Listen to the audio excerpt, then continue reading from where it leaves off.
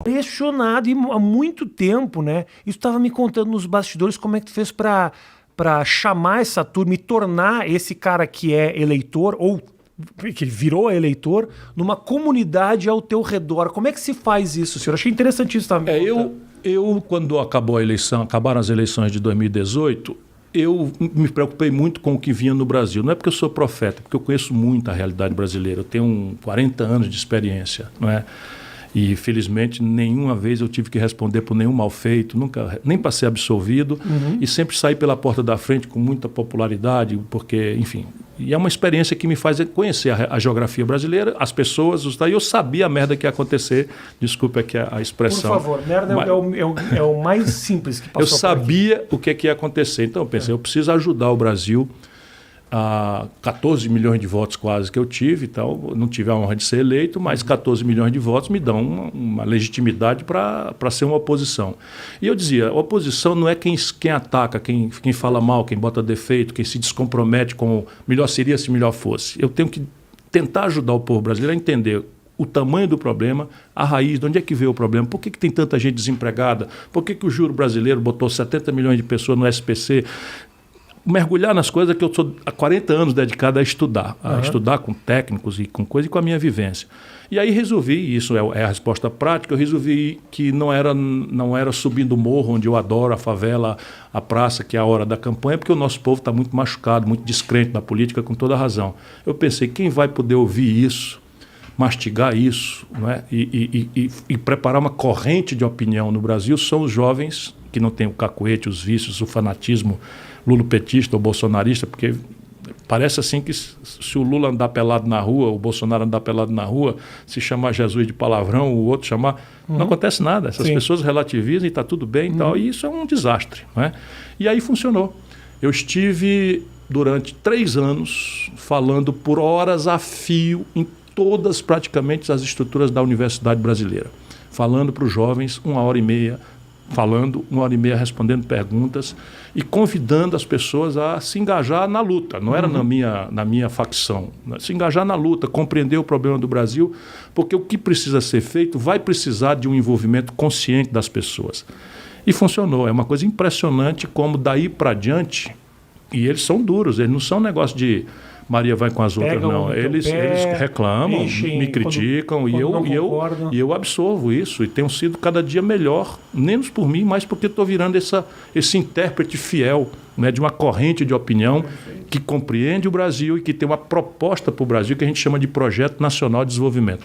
Isso virou um livro, essa experiência virou um livro, é um livro que explica por que aconteceu tudo isso que está acontecendo no Brasil, sustento com números, com argumentos, né, cerebrais e não emocionais, nem de ódio, e propõe, basicamente, talvez a minha grande contribuição seja oferecer uma solução para o problema brasileiro. Existe uma solução, Ciro? Existe. E nós temos uma solução? Veja, deixa eu lhe dizer aqui o que está no livro, mas vou lhe resumir para todo mundo que está nos acompanhando.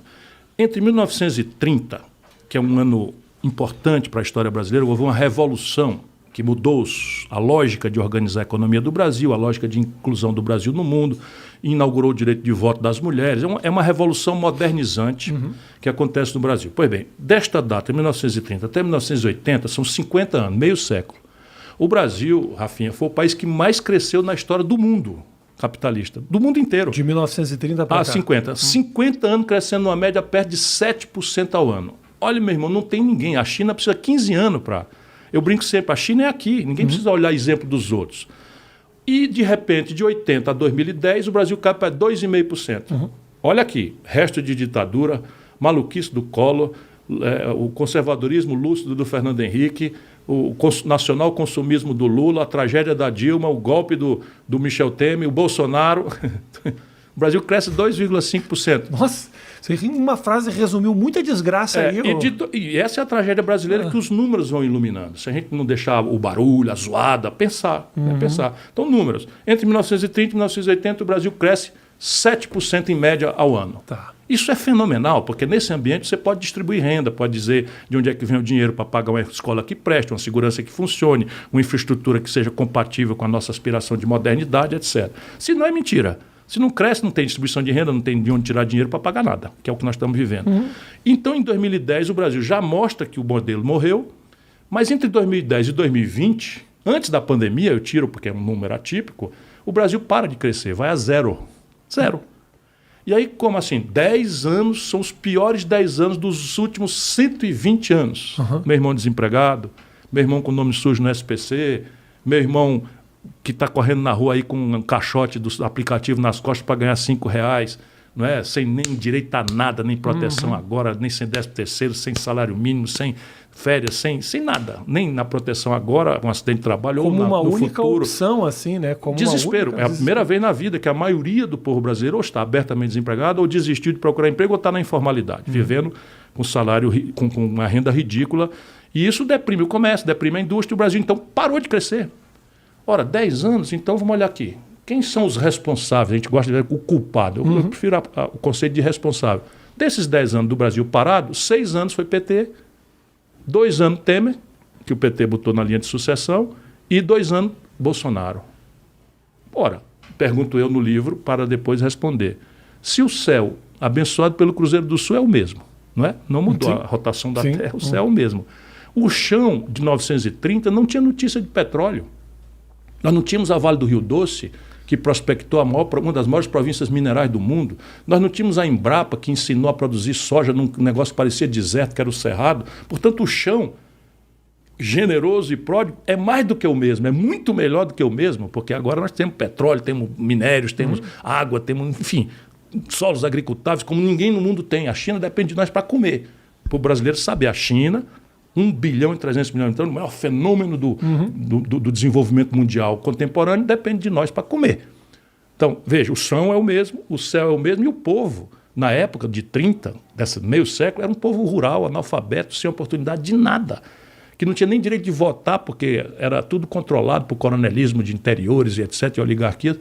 Porra, o que está acontecendo? O que está acontecendo? A política, Rafinha. Porque nós estamos, o que você está me dizendo, dando um quadro de uma situação onde nós estávamos mais aptos ao crescimento. São números. E paramos de crescer. Então o que está fracassando? A política. Ora, mas a política é a linguagem da democracia. E aqui que está a questão, né? A política está desmoralizada. Porque virou esse pardieiro de caretice, de malandragem, de picaretagem, de mentira, de ladroeira, de lado a lado. E agora o Brasil deve ser a única nação do mundo em que o partido hegemônico de esquerda censura o debate e chama o povo para o passado. O papel da esquerda no mundo nem sempre foi hegemonizar o poder, mas foi sempre fazer a história avançar. Olhar para frente. Criticar a realidade, formular alternativas, sinalizar para uma sociedade ideal, sem classes, etc. Muitos equívocos foram cometidos, mas só no Brasil, e não tem outro lugar no mundo, o assim dito esquerda, porque é tudo mentira, porra nenhuma de esquerda, é tudo picaretagem ideológica, chama o Brasil para um passado que é de um populismo rasteiro, despolitizado, sem projeto e corrupto. E aí está aí a confusão.